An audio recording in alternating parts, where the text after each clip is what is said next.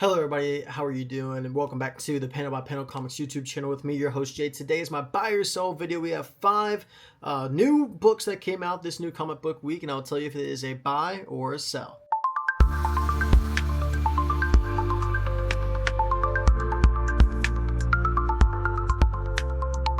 But before we get into today's episode, if you guys are new to the channel, please hit the like button and the subscribe button as well, as we are on the road to 100 subscribers. First book we have up in today's episode is Spider-Man Long Way Home. This is issue number 1, 32 pages, $6, written by Jonathan Hickman. The art is done by Adam Kubert. It is Adam Kubert. Now, this involves Punisher, Hulk, and Spider-Man. My main problem with this book, I guess the number one issue, is it wasn't really a Spider-Man comic. This felt more like in a Punisher or a Hulk comic. Spider-Man may have been in 4 or 5 total pages, but this essentially revolves around the Punisher and Hulk and Spider-Man all trying to find the Cosmic Cube. It is being kept at this Hydra/AIM site, and they send the Punisher and his group of army guys, or his group, to the AIM base, to Hydra, to try to find this cube. And they get there, and they end up finding the cube, but also there, who they don't know about, the Hulk shows up, and he absolutely desecrates all of the Hydra employees. He starts terrorizing Punisher's group, kills some of them, and then we get Punisher, or the Spider-Man, finally about 20 pages into the book, and he's just getting recruited to go help out this situation. And then, it was just so brutal. You see just tearing the entire body off of one of the Punisher's crew members, and they just try to destroy the Hulk. The Hulk was drawn and written to be absolutely maniacal. You don't really know his motivations other than he wants the Cosmic Cube. You don't know why he wants it, but he terrorizes the group of Punisher and his cronies, or his crew members, all the way to this bridge. The Cosmic Cube then shoots him off to an unknown place. The artwork was really good in this comic, and Spider-Man finally gets recruited to go and try to help the day. But honestly, if you're looking for a very gritty Spider-Man comic, something completely different from what we've seen in a very long time, a different version of all these characters in a way. Punisher still working for the military, the Hulk just not caring for human life and just killing everybody to get the Cosmic Cube, and a very laid-back Spider-Man, but we barely got to see him at all. This didn't feel like a Spider-Man comic to me, but it is an interesting version. It is a 5-issue mini, and personally for me, it is going to be a sell, just because it couldn't buy me into the $6 price point. If this was maybe a $5 or a $4 series, I would probably get into it. But $6 feels like too much for only 32 pages and a story that barely features Spider-Man, so that is why it is a sell for me. Next up, we have Absolute Batman, issue 21, 32 pages, $5. Written by Scott Snyder. Nick Dragotta does the artwork. This issue starts off with an amazing 2-page spread with Batman fighting the Robins, where we left him off in the previous issue. And the Robins, they're trying their best to take him down. Basically, Absolute Deathstroke, Slade Wilson, telling them, just kill him. I don't care how much damage you do. The whole city's evacuated, or that whole section. You can do whatever you want. A couple of them are kind of restrictive, but of course Jason Todd, gonna be Jason Todd. He takes down an entire building trying to kill Batman Bruce Wayne, and that causes Dick Grayson to be like, hey, he gets out of his huge mech, and he's like, we need to make sure that there was nobody left over in that building, make sure that everything's okay. Harley sends some bat robots to pull Bruce Wayne out of the rubble, and then we get this flashback between Bruce and Jim Gordon, who basically was just trying to tell him, hey, I'm here for you. You don't have to do this. There's better ways to try to make it up to your friends rather than going with Carmine Falcone, because everybody knows how corrupt and how much of a criminal he is. And Bruce basically tells him thank you, but no thank you. And then we cut to the funeral of Jim Gordon, Barbara Gordon, giving her little speech to the crowd.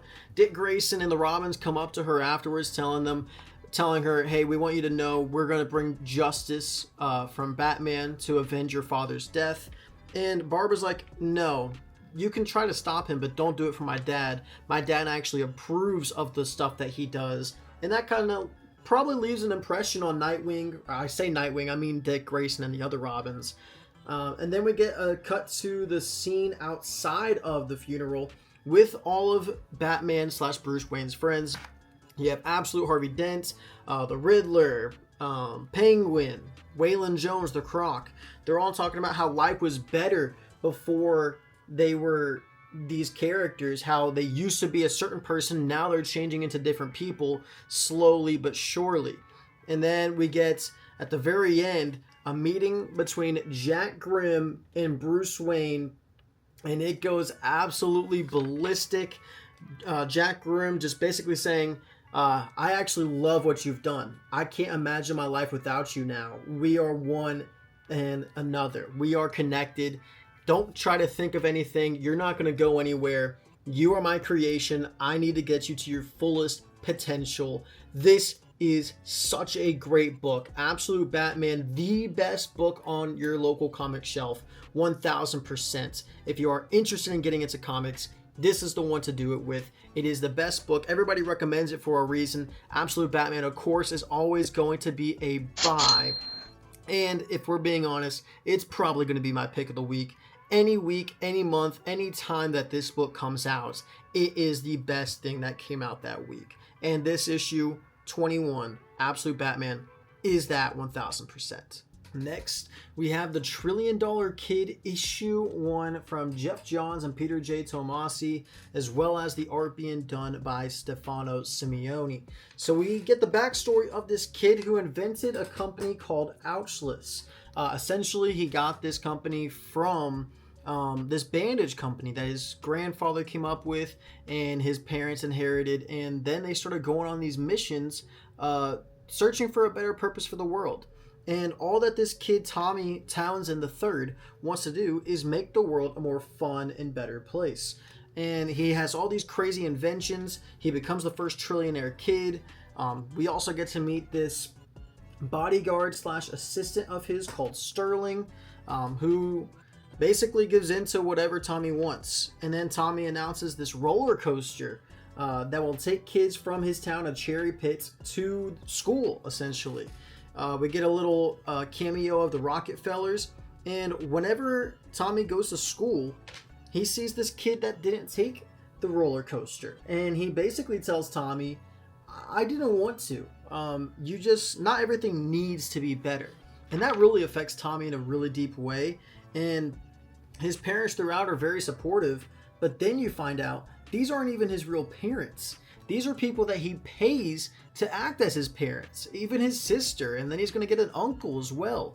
And it's really sad and really lonely.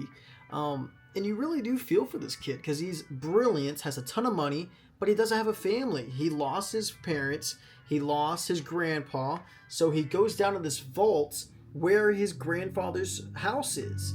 And he goes inside, reminisces, and Sterling gets there, and they look at this map, and he's like, well, I gotta go look for my parents. I can't take it no more.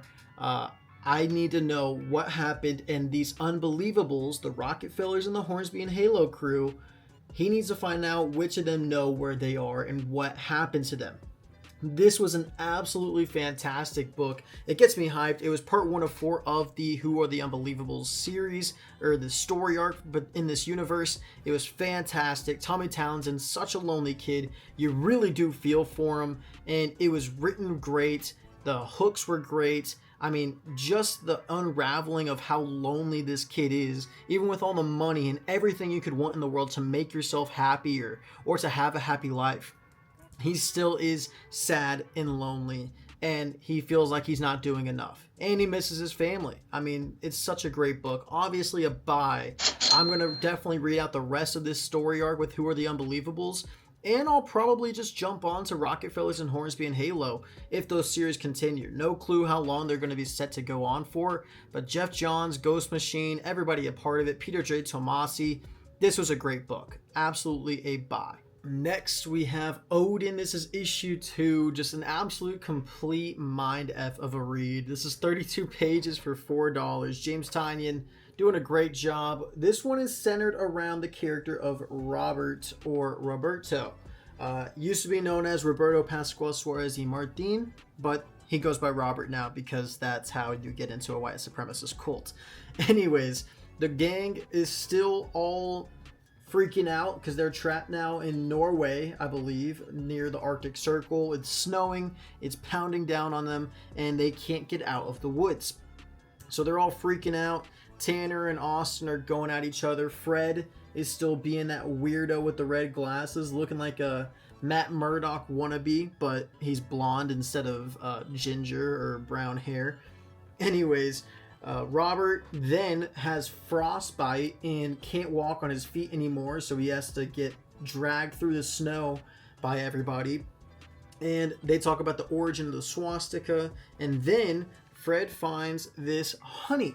And he's like, it's the gods. They're helping us out. We now have to do this sacrificial ritual or whatever to say thank you to them. And they set up camp for the night. They talk about the god Kvasir, a sage of spirits, a body of a soul or something like that. Can't quite remember what they said.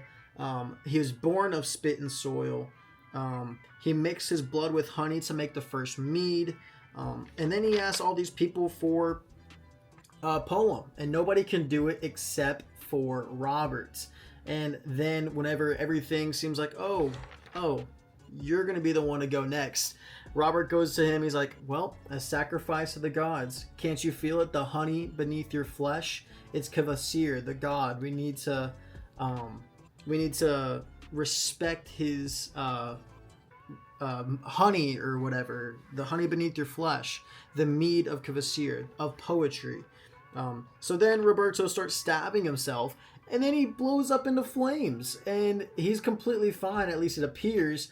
The woman that we've been following the entire series, she starts freaking out, and she's like, I need to run, but I would not survive on my own. I guess I just have to go through with this and just act like I see what they see. Beautiful book, an absolute mind F of a read. It's terrifying, it's creepy, it makes you feel weird on the inside. You're like, why are they doing these things? Why are these people even here? But that's a James Tynion book for you. This is a fantastic read. I can't wait to continue it.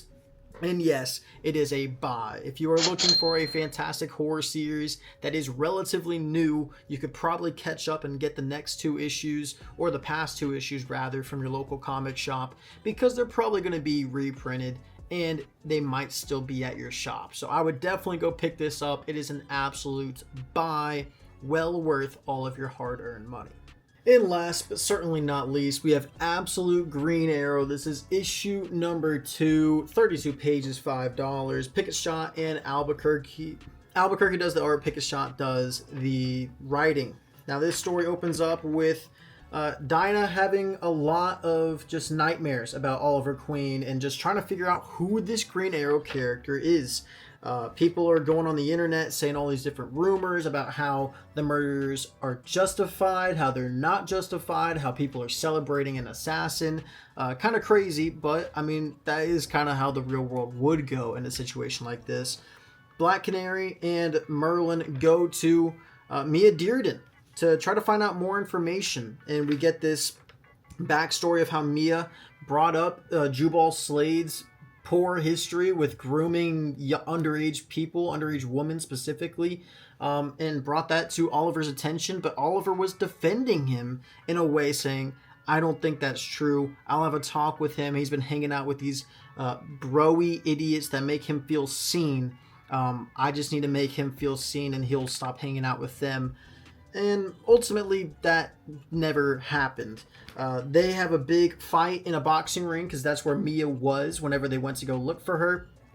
And it really played out really well. I thought the action looked great. The writing was really good. The intensity was really good. And they said that, well, all he was just trying to, he had a kid and nobody wanted him to find out. And that was to be suspected. Oliver did have a queen. His name goes by Connor Hawke. And that is who, he's actually biracial. I don't know if he's biracial in the actual DCU, but he is in the Absolute Universe. Anyways, Black Canary goes to find out where he is. They find his hideouts, and she goes there, traps him down, but then Green Arrow shows up and kills whoever the person before him who lived in this place. Absolute Green Arrow kills him, and then Connor Hawke shoots off some bullets at Absolute Green Arrow. I mean, just look at that one-page pinup, though. That is absolutely fantastic. That just looks so great. Anyways, Connor Hawke shoots at Absolute Green Arrow, and then in retaliation, Green Arrow shoots at him, strikes him with one of the arrows, and just like that, the poison goes crazy, and it kills Connor Hawke. And Connor Hawke's dead. I mean, wow. That was absolutely fantastic. I mean, that came out of left field. I had no clue that they were going to go that extreme here in issue number 2. I mean, for a 6-issue mini, the pacing is great, the action is great, the story is great. We still need to learn more about who is Absolute Green Arrow. And we do get a lead at the very end of this issue of where Roy Harper could be and what he was doing during the time of this murder. Is it Roy Harper? Is it going to be Mia Dearden? Because Mia wasn't actually there. It could have been Mia, actually. Who knows? I can't wait to find out who it is. Let me know down in the comments who you think the Absolute Green Arrow is. But guys, if you enjoyed this episode, please give it a like, and a subscribe button would be greatly appreciated as we are on the road to 100 subscribers. But guys, keep reading those comics panel by panel. I'll see you guys on Monday for my panel by panel comic review. Have a great rest of your day.